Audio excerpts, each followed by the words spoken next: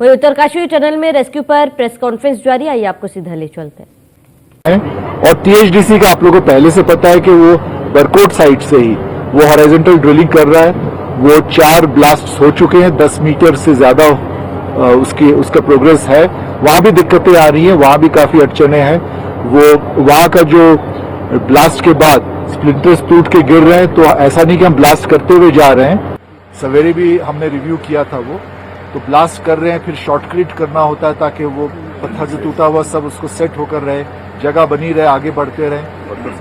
Workers की safety बहुत इसमें बहुत इम्पोर्टेंट है हमारे लिए।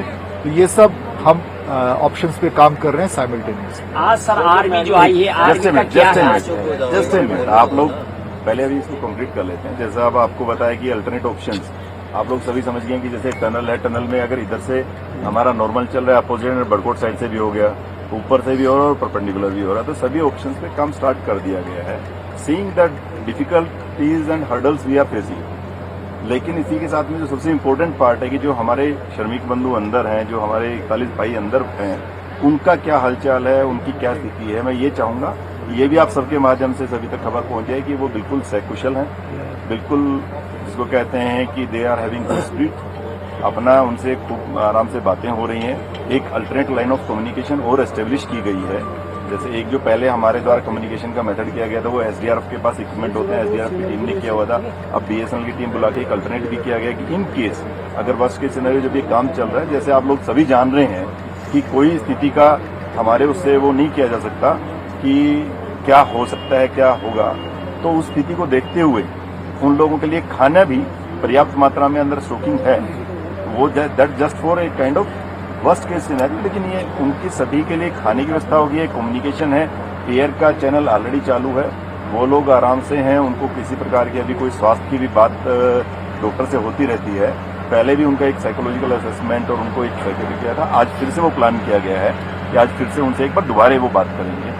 सो इट इज लाइक कि भाई वो सभी जो हमारे हैं वो सकुशल हैं, उनके लिए हम सिर्फ भगवान से प्रे करें, हम सभी इस चीज के लिए होपफुल रहें and we should pray for them. And TCB उनको बुलाइए डॉक्टर, उनको करेंगे वो डॉक्टर अभी एक बार फिर आज बात करेंगे, तो शाम वाली आज जैसे कल भी आपने माननीय मुख्यमंत्री जी से बात किया था, तो हम एक शाम का पीसी और करेंगे लेट इवनिंग में, so that at least we will brief. क्योंकि कल तो आप लोग सभी जैसे कल की न्यूज मिलने के बाद आप लोग भी रिलैक्स होने चले गए थे, तो आई थिंक आज इवनिंग में we will like to, that is okay because everybody is there since like and we are hoping, हम डेली हम बेसिस पे यही हमारी होप बन रही थी एंड सभी को ये उम्मीद थी कि अभी आज रात को, फिर कल सुबह, फिर आज रात को, फिर कल सुबह टाइप से चल रहा था। So we should all again, I am just saying we should hope and pray for them. तो वो हाँ जी, अभी जस्ट आप लोगों से एक रिक्वेस्ट करेंगे, आप लोग डिसाइड कर लीजिए कि 1 बाय 1 जितने क्वेश्चंस कहेंगे हम ले लेंगे, कोई जल्दी हमें नहीं है। We will be here for more half an hour. एक साइड से डिसाइड कर लीजिए, या आप लोग सभी कहते हैं लेडीज फर्स्ट करना है, आप एक एंड से करना चाहते हैं, इधर से कर लेते हैं। चलिए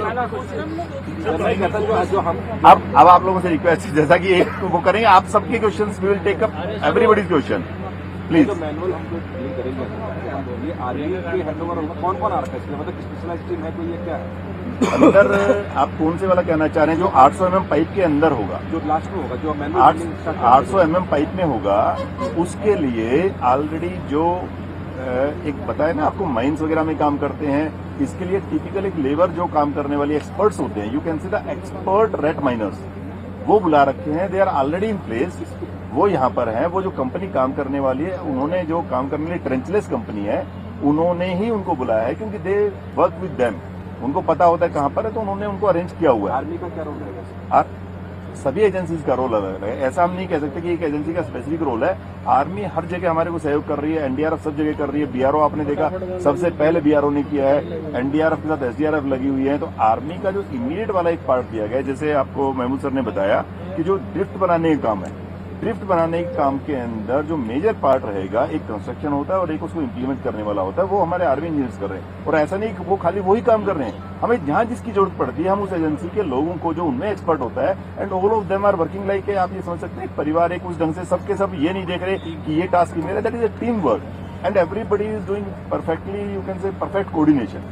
किसी बात आई थी कि आर्मी लीड करेगी उस चीज को जो मैनुअल होगा। वो देखिए लीड का मतलब जो जैसे आप बता रहे हैं ना कि वो जो ड्रिफ्ट बनाने वाला काम है, एक हो गया रेड माइनर वाले में आर्मी का अभी तक, क्योंकि रेड माइनर्स एक्सपर्ट हैं, रेड माइनर्स ही करेंगे, वो ट्रेंचलेस करेगी।